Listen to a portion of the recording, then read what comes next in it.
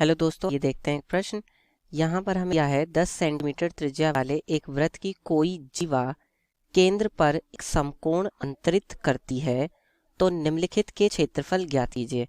पहला है संगत लघु वृत्तखंड का और दूसरा है संगत दीर्घ वृत्तखंड का, और पाई का मान इन्होंने कहा है 3.14 का प्रयोग कीजिए।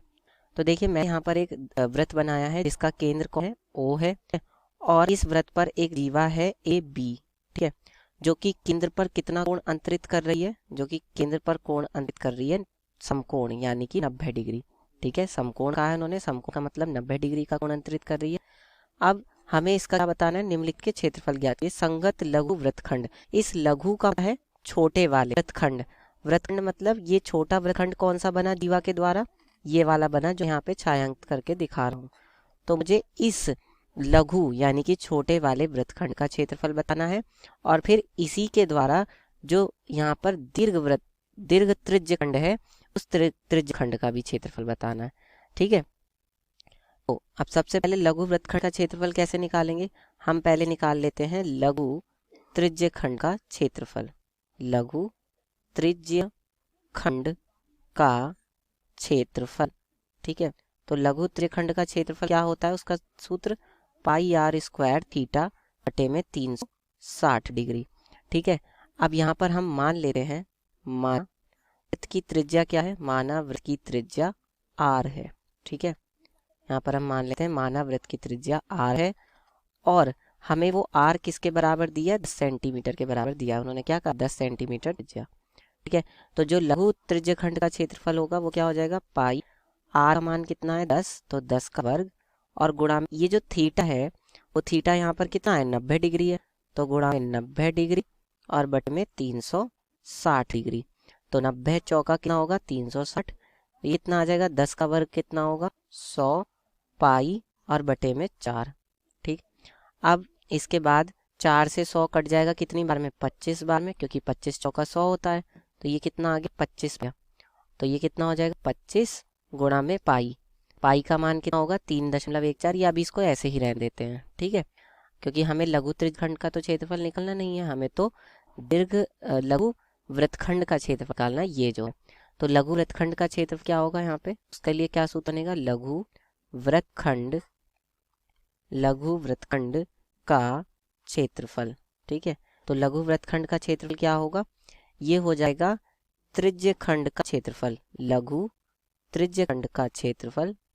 ठीक है, लघु त्रिज्यखंड का क्षेत्रफल, और इसमें से हम क्या हटा देंगे, इसमें से हम घटा देंगे ये जो है, क्योंकि त्रिज्यखंड का क्षेत्रफल कौन सा है, त्रिज्यखंड तो ये पूरा है यहाँ से लेके यहाँ तक, और फिर ये पूरा तो त्रिज्यखंड है, तो इस त्रिज्यखंड में से मैं ये जो त्रिभुज है ये वाला, इस त्रिभुज का क्षेत्रफल घटा दूंगा। तो यहाँ पे हम लिखते हैं त्रिभुज ओ ए बी का क्षेत्रफल। ठीक है, और त्रिभुज ओ ए बी क्षेत्रफल अब कैसे निकालेंगे, अब ये हमारे लिए वो हो गई कि इसका क्षेत्रफल कैसे निकाल। तो ज़रा ध्यान से समझिए, ये वाला कोण 90 डिग्री है, और ये भी वृत्त की क्या है त्रिज्या, यानी कि आर। ओ ए बी वृत्त की त्रिज्या है और ओ बी भी वृत्त की त्रिज्या है, यानी कि किसी त्रिभुज के जब दो भुजाएं बराबर हैं तो उसके दो कोण भी बराबर होंगे, यानी ये वाला कोण है वो इस कोण के बराबर होगा, और एक कोण पहले से ही कितना है 90 डिग्री है, तो ये वाला कोण कितना हो जाएगा 45 डिग्री के हो जाएंगे। ठीक है, क्योंकि त्रिभुज के तीनों कोणों का जोड़ 180 डिग्री होता है। ठीक है, ये वाला कोण भी 45 डिग्री और ये वाला कोण भी 45 डिग्री, क्योंकि दोनों बराबर है। और ये जब एक समकोण त्रिभुज है तो इसका क्षेत्रफल हम कैसे निकाल सकते हैं, 1/2 आधार गुणा ऊंचाई से निकाल सकते हैं। ठीक है, अब यहाँ पे आधार कितना है इस त्रिभुज का, वो ये है त्रिज्या, त्रिज्या ही तो आधार है इसकी। ठीक है, और ऊंचाई कितनी है इसकी, ये है, यही इसकी ऊंचाई है, ये त्रिज्या। ठीक है, तो इसलिए हम यहाँ पे लिखेंगे, और लघु त्रिज्यखंड का क्षेत्रफल हमने कितना निकाला 25 पाई माइनस 1/2, जो इसका आधार है वो भी 10 है, और जो ऊंचाई है वो भी कितनी है 10 है। ठीक है, तो ये कितना हो जाएगा हमारा 25 पाई और माइनस 2 पंजे 10, 5 धम 50। ठीक, इसका मतलब कितना हो गया, ये दोनों में से अगर 25 कॉमन ले लूँ तो ये हो जाएगा पाई माइनस का 2। ठीक है, और पाई का मान कितना बताया उन्होंने लेने के लिए 3.14, तो 3.14 माइनस 2। ठीक है, यानी कितना हो जाएगा ये 25 गुणा में 1.14। जब गुणा करेंगे कितना आएगा, 25 चौका 100, 0 10 और 25 से कम 25, 25 और 10 35 का 5 हाथ लगा 3 और 25 से कम 25, 25 और 3 कितना हो गया 28। ठीक, यानी कि 28.50 सेंटीमीटर स्क्वायर। ये हो गया लघु वृत्तखंड का क्षेत्रफल। तो ये तो हमारा पहले का उत्तर हो गया। अब इसके बाद उन्होंने क्या कहा है कि संगत दीर्घ त्रिज्य खंड का क्षेत्रफल। तो हम लघु त्रिज्य खंड का क्षेत्रफल निकाल चुके हैं।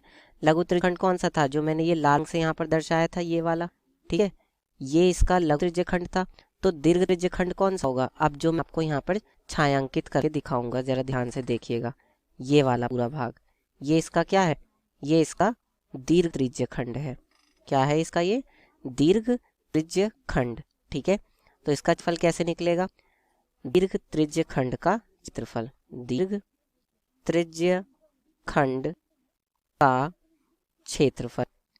तो दीर्घ त्रिज्य खंड का क्षेत्रफल कैसे निकलेगा, अगर मैं चित्र में देखिए, अगर मैं पूरे वृत्त के क्षेत्रफल में से ये छोटे वाले यानी लघु त्रिज्य क्षेत्रफल, ये वाला क्षेत्रफल घटा दूं, ये जो है, तो मुझे क्या मिल जाएगा, मुझे दीर्घ त्रिज्य खंड का क्षेत्रफल मिल जाएगा।